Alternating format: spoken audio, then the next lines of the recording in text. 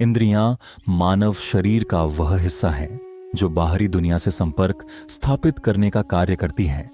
हमारे द्वारा देखी, सुनी, महसूस की गई हर चीज इंद्रियों के माध्यम से ही हमारे मस्तिष्क तक पहुंचती है, जहां उसका विश्लेषण किया जाता है।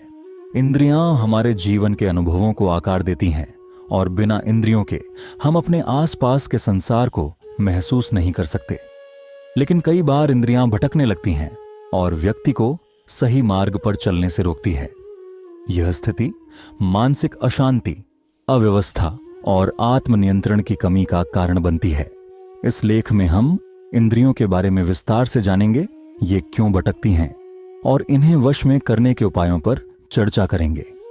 पहला, इंद्रियां क्या होती हैं? इंद्रियां शारीरिक अंग हैं जो हमें बाहरी संसार से संपर्क करने का साधन प्रदान करती हैं। मनुष्य की 5 मुख्य इंद्रियां हैं। पहला, दृष्टि, आंखों के माध्यम से। यह हमें दृश्य वस्तुओं को देखने का अवसर देती है। दूसरा, श्रवण, कानों के माध्यम से। यह हमें ध्वनियों, आवाजों और संगीत को सुनने में मदद करती है। तीसरा, घ्राण, नाक के माध्यम से। यह हमें गंधों और खुशबू को पहचानने का अवसर देती है। चौथा, स्पर्श, त्वचा के माध्यम से। यह हमें विभिन्न सतहों, तापमान और दबाव के अनुभव से परिचित कराती है। पांचवा, स्वाद, जीभ के माध्यम से। यह हमें विभिन्न स्वादों को महसूस करने का अवसर देती है। इन इंद्रियों के माध्यम से हम बाहरी संसार से जुड़ते हैं, विभिन्न अनुभवों को महसूस करते हैं और जीवन का सार समझने की कोशिश करते हैं। हर इंद्रिय का कार्य अपनी विशेषता से संबंधित होता है, लेकिन जब इन्हें सही दिशा में न चलाया जाए तो ये व्यक्ति को भटकाने का कारण बन सकती है। दूसरा, इंद्रियां क्यों भटकती हैं? इंद्रियां अक्सर भटकने लगती हैं और इसका मुख्य कारण हमारी मानसिक स्थिति, इच्छाएं और बाहरी दुनिया का आकर्षण होता है।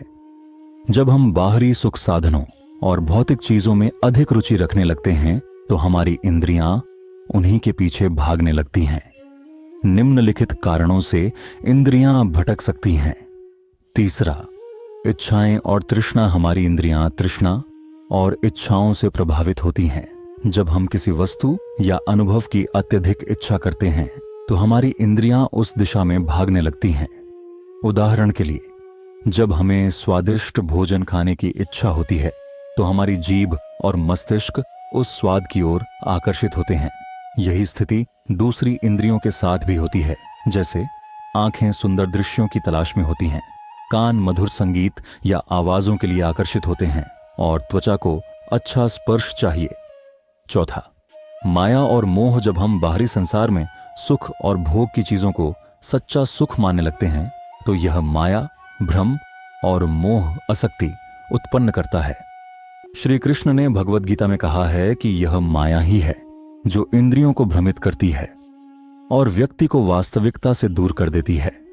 जब हम भौतिक सुखों में रत रहते हैं और उन्हें ही जीवन का उद्देश्य मान लेते हैं तो हमारी इंद्रियां उन्हीं के पीछे भागने लगती हैं। उदाहरण के लिए, कोई व्यक्ति केवल धन, शोहरत और बाहरी आभूषणों की ओर आकर्षित होता है क्योंकि वह मानता है कि यही सुख का स्रोत है। पांचवा, मन की चंचलता। मन की चंचलता भी इंद्रियों के भटकने का कारण बनती है। जब हमारा मन अशांत होता है तो इंद्रियां भी उसी के अनुरूप भटकने लगती हैं। चिंता, तनाव और विचारों की अधिकता हमारे मन को चंचल बना देती है और हम बाहरी सुखों में शांति की तलाश करने लगते हैं। जब मन और इंद्रियां संतुलित नहीं होते तो हम निरंतर किसी न किसी बाहरी चीज की ओर खींचते रहते हैं। यह मानसिक अशांति इंद्रियों को भटकाती है। छठवां, भौतिक सुखों का आकर्षण। भौतिक सुखों की अधिक लालसा भी इंद्रियों के भटकने का कारण है। जब हम हर समय भौतिक सुखों और भोगों की तलाश करते हैं तो हमारी इंद्रियां उन सुखों के पीछे भागती हैं। जैसे व्यक्ति ज्यादा भोजन, अधिक मनोरंजन और भव्यता की ओर आकर्षित होता है। इंद्रियां जब भौतिक सुखों के प्रति अत्यधिक आकर्षित हो जाती हैं तो वे भटकने लगती हैं और यह व्यक्ति को मानसिक और आत्मिक रूप से कमजोर कर सकता है। सातवां, इंद्रियों को वश में कैसे किया जाए? इंद्रियां यदि भटक रही हैं तो इसे नियंत्रित करने के लिए कुछ प्रभावी उपाय और मार्ग हैं जिनकी मदद से हम इंद्रियों को सही दिशा में मार्गदर्शन कर सकते हैं। श्री कृष्ण ने भगवत गीता में इस विषय पर विस्तार से बात की है। इंद्रियों को वश में करने के लिए निम्नलिखित उपाय हैं। 8वां, योग और ध्यान का अभ्यास। योग और ध्यान से इंद्रियों को वश में किया जा सकता है। योग केवल शारीरिक क्रियाओं का अभ्यास नहीं है, बल्कि यह मानसिक और आत्मिक शांति की प्राप्ति का माध्यम है। योग के माध्यम से शरीर और मन दोनों को शांत और नियंत्रित किया जा सकता है, जिससे इंद्रियां स्वाभाविक रूप से नियंत्रित हो जाती हैं। ध्यान के द्वारा हम अपने मानसिक विचारों को शांत करके अपनी इंद्रियों को सही दिशा में केंद्रित कर सकते हैं। उदाहरण के तौर पर, एक व्यक्ति जो नियमित रूप से ध्यान करता है, वह अपनी इंद्रियों को बाहरी विक्षेपों से बचा सकता है और अपनी आंतरिक शांति को बनाए रख सकता है। श्री कृष्ण ने गीता के 6ठे श्लोक में कहा, उद्रेद आत्मनात्मानम नात्मानम वसादेत आत्मैव ह्यात्मनो बंधुरात्मैव रिपुरात्मन। 8 9वां, संयम और आत्मनियंत्रण। संयम और आत्मनियंत्रण इंद्रियों को वश में करने के महत्वपूर्ण उपाय हैं। संयम का मतलब है अपनी इच्छाओं और तृष्णाओं पर काबू पाना। जब हम अपनी इंद्रियों को नियंत्रित करते हैं तो हम मानसिक शांति और संतुलन प्राप्त करते हैं। श्री कृष्ण ने गीता के 3.35 श्लोक में कहा, शरीर वांगमनोभिर्यत कर्म प्रारब्धे नर निर्मायात्माएं भूतात्मा सिद्धिम प्राप्नुयात् प्रभुम।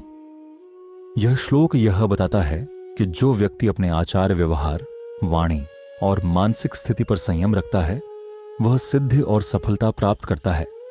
संयम रखने से इंद्रियां भटकने के बजाय एक निश्चित उद्देश्य की ओर बढ़ती हैं। 10वां, भक्ति और ईश्वर में विश्वास। भक्ति और ईश्वर के प्रति निष्ठा भी इंद्रियों को वश में करने का एक प्रभावी तरीका है।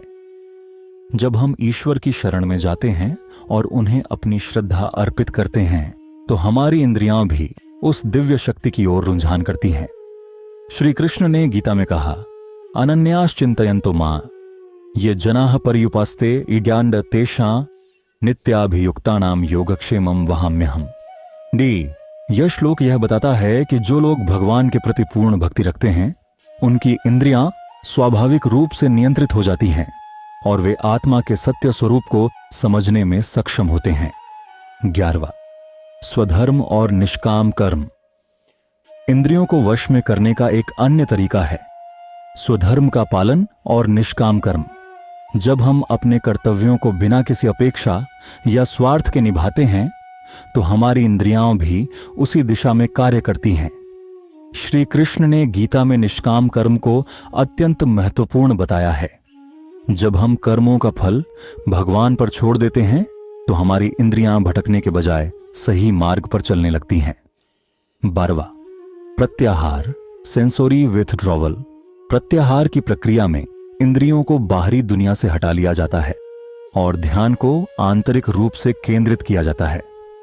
यह योग का एक महत्वपूर्ण भाग है जो इंद्रियों को उनके भटकाव से बचाता है और उन्हें आत्मिक विकास की ओर अग्रसर करता है।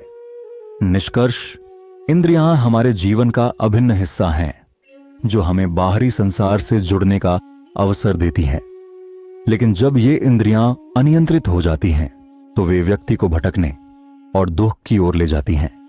श्री कृष्ण के उपदेशों और जीवन के सही मार्गों का पालन करके हम अपनी इंद्रियों को वश में कर सकते हैं और अपने जीवन को शांत, संतुलित और उद्देश्यपूर्ण बना सकते हैं। संयम, योग, भक्ति, स्वधर्म का पालन और प्रत्याहार जैसे उपायों के माध्यम से हम अपनी इंद्रियों को सही दिशा में मार्गदर्शन दे सकते हैं और जीवन में आत्मिक उन्नति प्राप्त कर सकते हैं।